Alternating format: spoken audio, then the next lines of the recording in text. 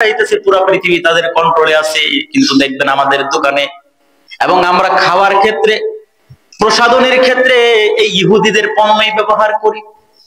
একজন সুন্দর এক ভিডিও বানাইছে, এক চিপস খাইতেছে, ইসরায়েলি পণ্য দেখাইতেছে। চিপস না আমার ছোট ছোট বাচ্চাগুলা, যেই বাচ্চাগুলা বিল্ডিং পয়রা যারা মারা গেছিল, ছোট ছোট বাচ্চাগুলার বড় বড় বোমা পয়রা পয়রা যারা ঝাঁঝরা হয়ে গিয়েছিল, এদের কলিজা চাবায়া চাবায়া খাইতেছে। আর ওই কোকা কোলা যখন খাইতেছে দেখে রক্ত খাইতেছে আমার ভাই। কিন্তু আপনারা কে আছেন যে এইগুলা খাওয়া বাদ দিচ্ছেন? আমার মনে হয় না। দেখা যায় কোনো না কোনো ভাবে অনুষ্ঠানের মধ্যে মুসলমানরা এই কাফেরদের পণ্য কিনা, এদেরকে আর্থিকভাবে সাহায্য করে এবং এই অর্থ দিয়ে তারা অস্ত্র কিনা মুসলমানরা গুলি করে পাখির মতো মারে। হ্যাঁ, আমরা কোন দেশে আছি? সাহায্য তো করেনি না মুসলমানদেরকে, আবার কাফেরদেরকে সাহায্য করে, আবার নিজেরা দাবি করে মুসলমান। এই মা বোনেরা, এই ছোট বাচ্চাগুলা রক্তাক্ত অবস্থায় কিয়ামতের দিন উঠবে, উঠে বলবে আল্লাহ এই কাফের বেঈমানদের সাথে শুধু কাফের বেঈমানদের বিচার করেন না, এই মুসলমানদের বিচার করেন, এই মুসলমানদেরও বিচার করেন। নামধারী মুসলমান মুনাফিক গুলার বিচার করেন। সেদিন আমাদের কি অবস্থা হবে প্রিয় ভাই? তাদের দ্বিতীয় বিশ্বযুদ্ধের পরে এদের কোনো থাকার জায়গা নেই। মুসলমানরা দয়ালু না, একটু দয়া করে কইছে আমাদের দেশের মধ্যে তোদেরকে একটু জায়গা দিলাম, থাক। এরকম জায়গা দিছে। জায়গা দেওয়ার কিছুদিন পরে এবার মাতব্বরি শুরু, থাকার জন্য জায়গা দিচ্ছে, থাকবি তোর মতো তুই। যে জায়গা দিচ্ছে তার আনুগত্য স্বীকার করে থাকবি। এবার কয় ভাই খাটের উপরে আমারে দেন, খালি নিচেই জায়গা দিবেন। আস্তে আস্তে খাট দখল করছে। খাটের সাইডে একটু জায়গা দিছিল, এবার বালিশ একটু শর্ট করে গেছে, এবার কুসায় কুসায় নামাইছে, নামাইয়া বালিশ পুরাটা দখল করছে। কিছুক্ষণ পরে খাটের কোনায় যে মালিক বৈশা ছিল এর ধাক্কায় ধাক্কায় খাটের নিচে নামাইছে। কিছুক্ষণ পরে ফ্লোরের মধ্যে ছিল, ফ্লোর থেকেও বের করছে। কয় ফ্লোর থেকে তো বের করছে, এবার বিল্ডিং থেকে বের করি। আস্তে আস্তে বিল্ডিং থেকে বের করার জন্য এবার গুলি নিয়ে নামছে। এই হইল ইতিহাস। ঘটনা কি? জাযা ও সিনিমার একটা সুন্দর বাগধারা আছে, আরবি বাগধারা। মানে ভালো কাজের ফলাফল, আমরা বাংলা ভাষায় একটা বাগধারা বলি না, উপকারের ঘাড়ে লাথি। কথা বললেন উপকারের, এই উপকারের ঘাড়ে লাথি, এটাকে আরবিতে বলে জাযা ও সিনিমার। সিনিমার একজন লোকের নাম। ঘটনা কি? ওই যে ভারতে একটা প্রাসাদ আছে না, নাম জানি কি, হ্যাঁ জানেন না? তাজমহল মমতাজের লেগে বানাইছিল। কোন মমতাজ? হ্যাঁ, আমগো শিল্পী মমতাজ না, আবার ওই মমতাজ হইল বাদশার নাম কি জানো? বাদশা শাহজাহানের বউ। বেশি সুন্দরী ছিল না। বাদশা শাহজাহানের বউয়ের ফটো পাওয়া যায় ইন্টারনেটে, বেশি সুন্দর ছিল না, কিন্তু ভালোবাসা ফেলছে। ভালোবাসার মানুষের চোখের কাছে কালা হইলেও ধলা। ভালোবাসা ফেলছে। এবার স্ত্রীকে পুরস্কৃত করার জন্য এক সুন্দর তাজমহল বানাইছে। তাজমহল বানাইছে, এত সুন্দর তাজমহল। তাজমহল বানানোর পরে এবার যে তাজমহল বানাইছে এর বলে তুমি কি আরো সুন্দর করে বানাইতে পারো? না, আমি সব থেকে সুন্দর করে বানাইছি। যেহেতু বানাইছো এবার আসো তোমারে পুরস্কৃত করি। কি পুরস্কার? হাতটা দাও। হাতটা দিছে, বিসমিল্লাহ করে বুসি মারছে। বুসি বুঝে কাটা ফেলছে। হাত কেন কাটলেন?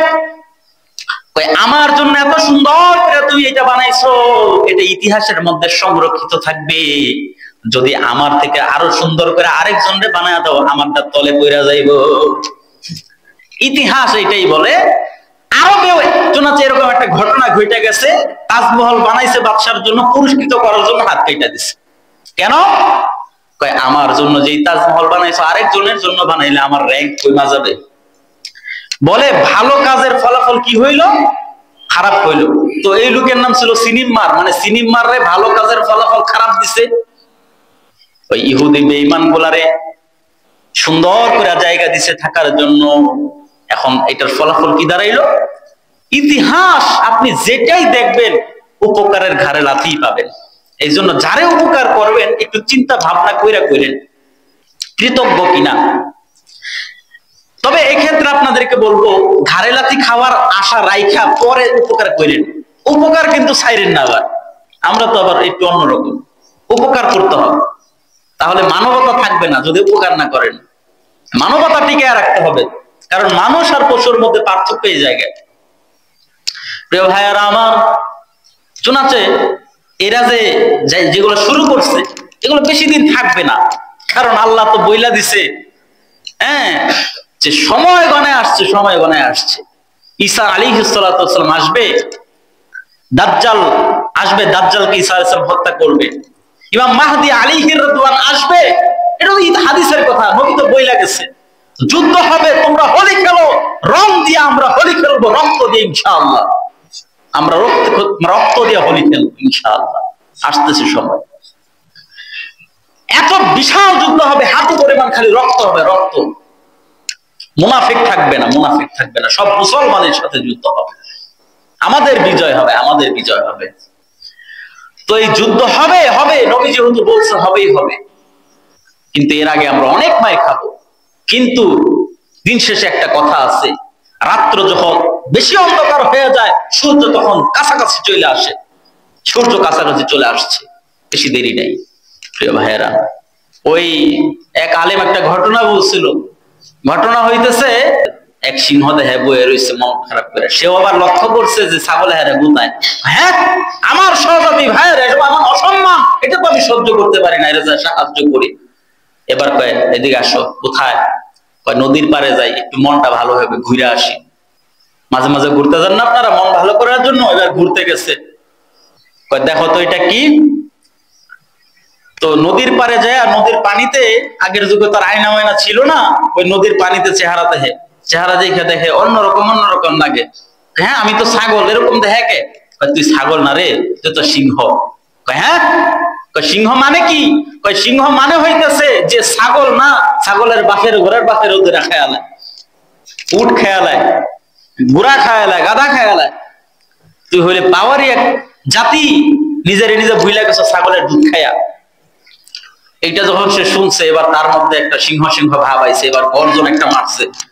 এবার যখন সে আস্তে আস্তে যায়, বাঘের মতো স্টাইল করে করে হাইটা হাইটা যায়, ছাগল গুলা দূর থেকে দেখা গোতা দেওয়ার ভাব দিয়ে আইতাছে, মানে গোতা দিব আর কি। এই দিক দিয়ে আসে করে যখন উঠছে, একটা গর্জন মেরে যখন উঠছে, এবার কয় না, এর তো রং পাল্টা গেছে। এর কি পাল্টা গেছে? রং পাল্টা গেছে। বোঝা যায় সিংহ ঘুমায়া থাকলে ওইটা সিংহই হয়। সিংহ যদি পিছনে যায় আর যদি দাঁত বের করে, কবি মোতানাব্বি আছে না, সে সুন্দর একটা কবিতা বলছে, বলছে সিংহ যদি দাঁত বের করে, মনে করো না সে হাসছে, বরং সে এই দাঁত দিয়ে তোমাকে চিবিয়ে খাওয়ার জন্য সে দাঁত বের করেছে। কি সুন্দর কবিতা বলে। হ্যাঁ, এই বিচারের এই জন্য এই ভালোবাসি মিয়া। এরপরে সিংহ যদি পিছনে যায়, এর মানে সে ভয় পেয়েছে, বিষয়টা এমন নয়। সিংহ আক্রমণ করার আগে পিছনে যায়, পিছনে যায়। তো মুসলমান ঘুমাইতেছে, পুরো পৃথিবীতে 57 দেশ এখনো মুসলমানদের আন্ডারে আছে। এই মুসলমান যদি একত্রিত হয়ে যায়, এখনো পুরো বিশ্বের মধ্যে সব থেকে ধনীদের মধ্যে আছে মুসলমান। কি এই কষ্ট নিয়ে কিভাবে থাকি আমরা?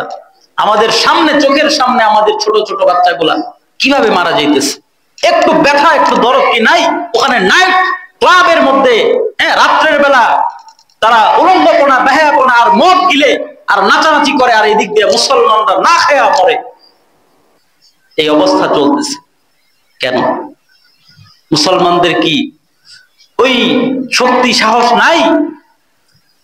আপনাদেরকে বলে কি লাভ? আপনাদেরকে শুধু এতটুকু বলবো, ইতিহাস পড়েন, এতটুকু মাথায় রাখেন যে আমরা মায়ের খাইতেছি, আজকে তারা খাইতেছে, কালকে আমরা খাবো। ভারত টার্গেটে আছে বাংলাদেশ দখলের, বিভিন্ন পায়তারা করতেছে, বিভিন্ন পায়তারা করতেছে। সবকিছু বলা যাবে না, আপনারা দেখে নেন, সজাগ সচেতন নাগরিক আপনারা, আপনারা দেখে দেখে বুঝা নেন, সবকিছু বলা সম্ভব না।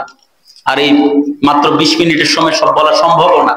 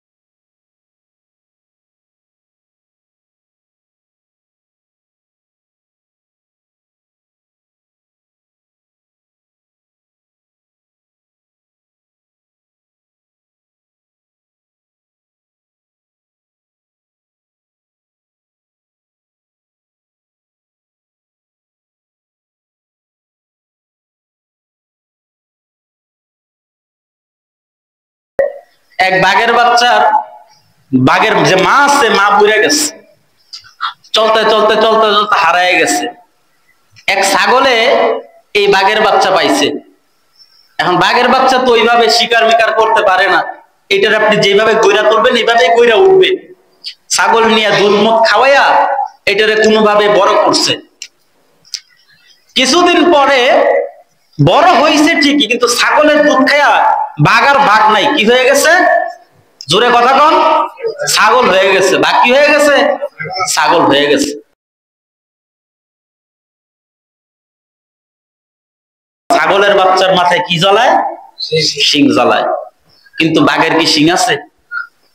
কিছুদিন পরে ছাগল যখন একটু বাচ্চাগুলো বড় হয়, একটু লাফায় বেশি, গোতাগুতি করে বেশি। এখন বাঘের বাচ্চা, এটা তো রং আলাদা, সে নিজে তো আর দেখে না। ছাগলের বাচ্চা তো দেখতেছে এটা অন্যরকম, আমরা ভাইয়ের লোকে মিলে না, আমরা চার ভাই একরকম, এটা তো অন্যরকম, মা এটারে কেলিয়ে খাস। এখন হিংসায় ছাগলে খালি এটারে গোতায়, এর যে শিং নাই খালি গোতা খায়। কি গোতা খায়? শেষে মেশে গোতা খাইতে খাইতে মন খারাপ, এক জায়গায় কোনায় যায় বৈশা।